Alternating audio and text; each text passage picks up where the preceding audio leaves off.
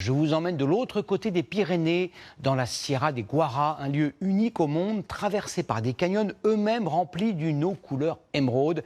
Et parmi la faune qui habite ce site protégé, un oiseau qui n'a pas toujours bonne réputation, mais qui gagne à être connu. Victoria David et Julia Gardet ont tenté l'aventure. C'est un coin reculé, une enclave minérale aux airs de Méditerranée. Au pied des Pyrénées espagnoles, la Sierra de Guara nous plonge dans un décor unique. Deuxième jour de canyoning pour ce groupe de Français. 10 km de descente les attendent. Bon voyage. Bon voyage. Des sauts de près de 10 mètres de haut. Ah, c'était super. Des rapides, des piscines naturelles, les obstacles s'enchaînent. On passe beaucoup de temps dans l'eau, hors de l'eau, on grimpe, on descend. Et puis, le calme. Quelques mètres de neige dans l'eau turquoise. De quoi s'imaginer à la place des premiers explorateurs. C'est une zone qui a été découverte dans les années 60-70 et c'est le berceau du canyoning dans le monde. Les premiers canyons recensés en descente du canyoning, c'est en Sierra de Guara par des Français. Depuis, ces falaises calcaires attirent chaque année des milliers de visiteurs dans la région, en grande majorité français. On dirait vraiment qu'on est dans un parc d'attractions en fait. Et le spectacle continue dans les airs. Le parc naturel de la Sierra de Guara compte 1 millier de vautours fauves. La plus grande population d'Europe. On va faire un petit pique-nique avec les garçons. Une fois par semaine, Manu nourrit ses rapaces de près de 3 mètres d'envergure sous les yeux d'une poignée de spectateurs. 200 oiseaux l'encerclent. Certains ont même leur petit nom. Je ne t'ai pas encore filmé, toi. Je fais ça parce que j'ai passé toute ma vie avec eux depuis que j'ai 12 ans. Sinon, je ne le ferais pas. Près de 50 ans passés à tenter de réhabiliter ces vautours. Aujourd'hui, l'espèce est protégée dans le parc naturel, mais elle ne se reproduit pas assez. Dans ce pays, à l'époque du général Franco, ils étaient considérés comme des nuisibles. Ils ont frôlé l'extinction. Et moi, j'ai toujours essayé de montrer qu'ils ne sont pas si méchants et moches, et qu'ils nous rendent service à nous les humains, parce qu'ils nettoient les campagnes.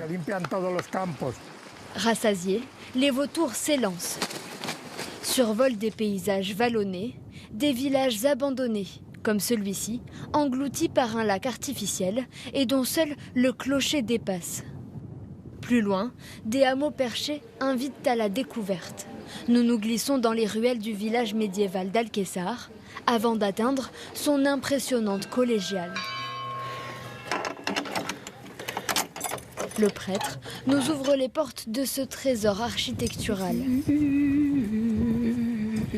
Au IXe siècle, il y avait là une forteresse musulmane, érigée pour contrer les troupes chrétiennes. D'ici, on peut contempler tout ce panorama. Et du coup, le château arabe dominait toute la vallée. 300 ans plus tard, le roi d'Aragon fait construire ce cloître romain. Chacune de ces colonnes représente un passage de la Bible. Par exemple, ici, nous avons Adam et Ève avec le serpent dans le paradis terrestre. D'en haut, nous admirons la Sierra. Le beige des pierres du village contraste avec le vert des oliviers. Il y en aurait près de 100 000 aux alentours. La famille de Sergio en possède 40 hectares.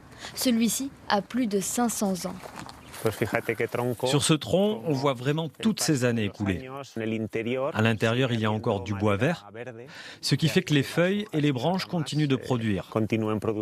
C'est une merveille de la nature.